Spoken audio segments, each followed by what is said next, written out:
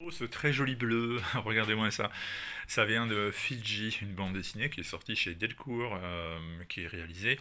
Alors je vous montre ça tout de suite par au scénario Jean-Luc Cano, le dessin est de Pierre Denigou et les couleurs de Julia Pinchuk, ou Pinchuk, je ne sais pas comment le prononcer correctement. Et je le précise parce que les couleurs elles jouent un rôle dans cet album. Alors, de quoi s'agit-il? Pourquoi je vous en parle? A priori, ça ne ressemble pas à du comic book de super-héros, mais je vous l'ai déjà dit, j'aborde différents types de bandes dessinées dès l'instant où l'ouvrage me plaît et où je pense qu'il est susceptible d'intéresser pas mal d'entre vous.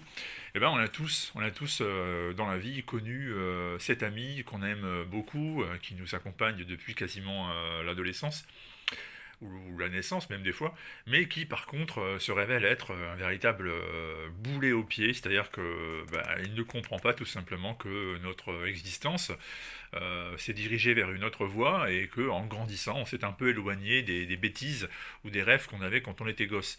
Alors les deux amis en question dans la bande dessinée Fidji s'appellent Vincent et Sam. Alors Sam c'est lui qui a le mauvais rôle, hein, celui du petit parasite qui s'accroche, on va dire. Vincent, finalement, il a réussi, il est parti de Bayonne, il est monté à Paris, il a trouvé une petite amie avec qui il vit en couple, et il a trouvé du boulot d'ailleurs, avec le père de la petite amie qu'il a embauché.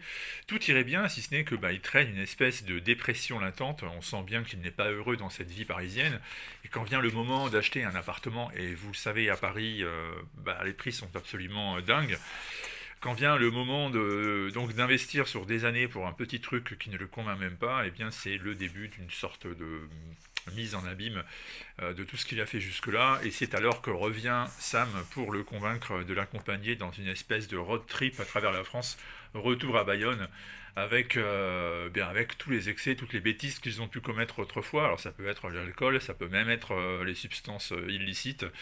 En tous les cas, des choses qu'il vaut mieux ne pas faire. Ça va même à un moment donné déraper puisqu'ils vont pénétrer dans une épicerie et s'emparer de quelque chose. Je vous laisse découvrir ça.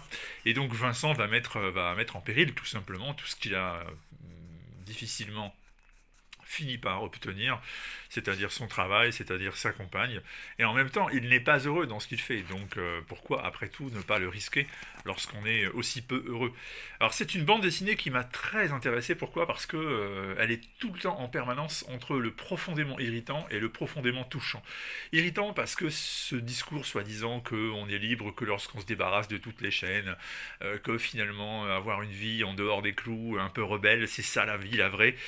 Ben oui, moi je suis pas d'accord avec cette façon de voir les choses. Et dans cette BD, il y a des moments, des scènes qui sont franchement irritantes. Et en même temps, on comprend que c'est pas non plus le discours réel qui est ici développé. Et on se prend un peu de pitié pour ce Vincent qui est un peu empêtré entre ses problèmes personnels, son ami qui s'accroche, l'envie de revenir en arrière, mais tout simplement aussi l'idée que ça ne le rend pas heureux. Donc pourquoi le faire? Et c'est très touchant, il y a vraiment des scènes qui sont très bien vues, très bien présentées. Et en réalité, ça se lit d'une traite. On a vraiment, vraiment envie de savoir ce qui va arriver à Vincent. Vraiment envie de savoir comment ce road trip des deux amis va se terminer. Eux deux qui autrefois sur la plage rêvaient de partir aux îles Fidji. Et bien comment ça va se terminer tout ça? Et bien je vous laisse le découvrir en lisant l'album donc Fidji, avec en plus des dessins que moi j'aime beaucoup. Alors Gou réalise des planches qui sont très très belles à regarder, très très lisibles, avec un petit style caricatural qui force beaucoup sur les expressions, les traits du visage.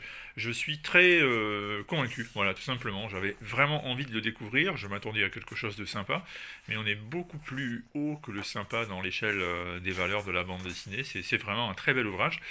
Donc je vous recommande, si vous voulez lire une histoire de potes touchante, et qui vous fera réfléchir forcément sur ce que vous attendez de votre propre existence, je vous recommande ce Fidji qui est sorti chez Delcourt, je répète, c'est signé Kano, Gu, Pinchuk. La couleur, vous avez vu à quel point elle magnifie le récit selon ce qui s'y passe, selon les scènes et les moments de la journée, selon les ambiances. La couleur est très importante aussi dans cet album. Voilà, donc c'est disponible chez Delcourt et c'est une petite recommandation que je vous fais avant ce week-end si vous cherchez une bonne lecture. En voici une par exemple. A très vite.